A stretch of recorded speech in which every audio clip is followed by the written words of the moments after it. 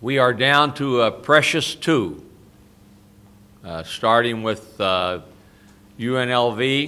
a team that led us, I believe, 24-17 at half here, who we always have great games with, and I would anticipate another, and we very much are looking forward to going to Vegas and finding a way to win, and that's what you have to do at this stage or any stage of the season.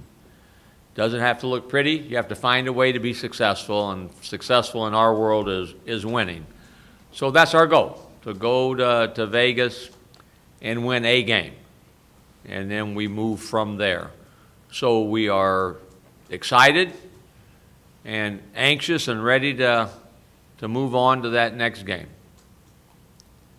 Any questions?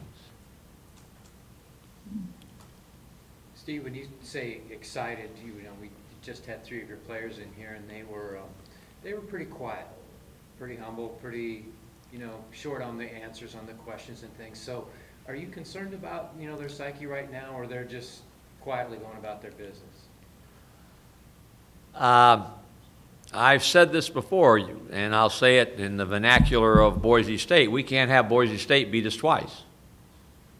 They can't create an attitude and a disposition and an effort that will permeate and not have us ready to play Vegas. And we've been very good at moving forward, and that's what you have to do. None of us are pleased that we didn't wrap up a share of the conference championship Saturday against a very good Boise State team. We didn't. That's the reality of it, is we lost. So now we need to take a step back, analyze the things that we looked at in film, say these are things that we could have and should have done better. These are things that we did that we shouldn't have done. This is what your opponent did. Learn from it, grow from it, be better as a result, and then you move on. We've all year preached, you control what you control as a player. And that's your attitude and your effort. If you do that, good things have an opportunity to happen, and that's still the theme. I would not expect them to be up here laughing and giggling after we lose a game that we thought we were going to win. We hoped that we would win. We'd won 29 straight, and we didn't win. So hopefully it's a demeanor, a quiet demeanor, that they are determined and focused and going to be ready for that next game.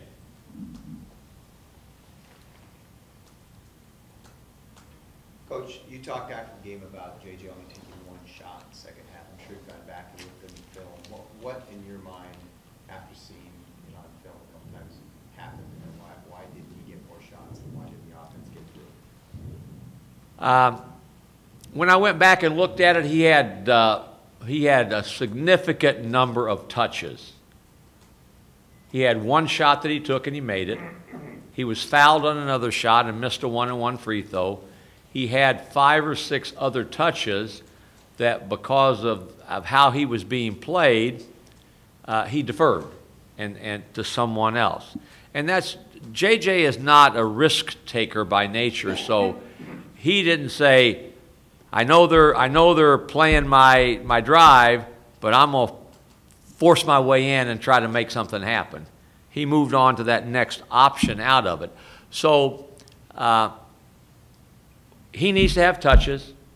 The first 4 plays, the first 2 shots were taken by AQ, second 2 shots by Winston.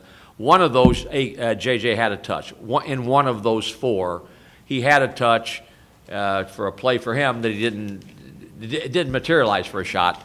So I would say it'd be a combination.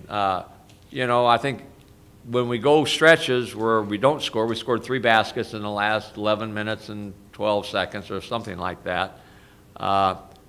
He got 1 of them that you've got to say, I'm gonna try to make a play. I'm gonna be a little more risk taker. And more important than that, I thought that during that stretch, we took 3 to 5 in those 15 possessions, 4 to 5 shots that we want our opponents to take. Hard shots. And you can't do that early in the shot clock.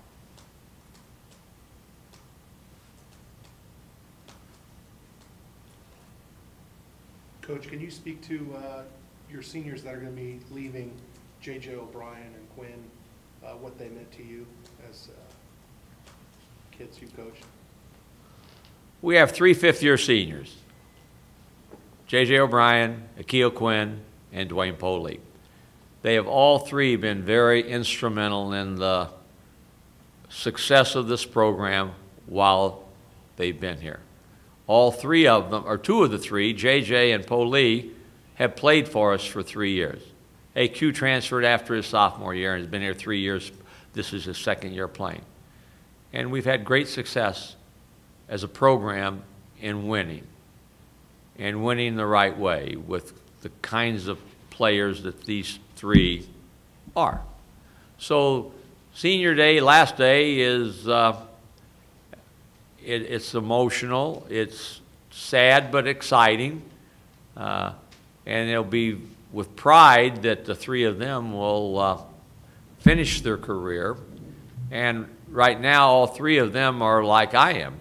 There's a whole lot left to their career before they tie it up in a bow and give their senior speech at the banquet. Coach, is there any update on Polley, or is it just going to be day-to-day this week? Polley has been doing some physical activity. He's been doing it under the watch of a doctor, and I cannot tell you either way whether he would be available to play, suit up on Wednesday and or Saturday. You know, the monitoring that they do, the readings go to the doctor, then he looks at them and makes recommendations, and then we move from there. So that's kind of where we are. We'll see what the doctor says, and then we'll advance accordingly. Is that monitoring when he has no activity, or is it monitoring when he's practicing, or just no activity at all? They monitor him, I think, 24/7, and but I think most importantly they're looking for what they want to look for when there is activity. Anything else for Coach? Coach, do you think that the news pregame of that Dwayne Polley wouldn't suit up on Saturday, do you think that kind of affected any of the players? Because Polley had played at San Jose State, and people were thinking he might play on Saturday. I don't think it had any impact on our players. I think our players knew well in advance that he was not going to play.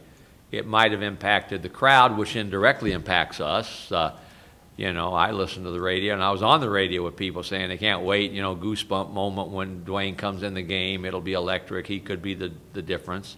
That didn't happen, and yet we had ample opportunity to be successful in the game with the group that we had. We played a long time, played a whole conference season with one exception, with that 13, 14 minutes at San Jose State with no Dwayne in the lineup or suited up. So I don't think that had a bearing on how our players prepared or performed. Love to have him out there. Could have impacted the way you played. I'm sorry? Could have impacted the way you played, though. If Dwayne had suited up and played and made a couple baskets, yeah, it could have. Yeah, it could have. But he didn't, and we'll never know on that. So.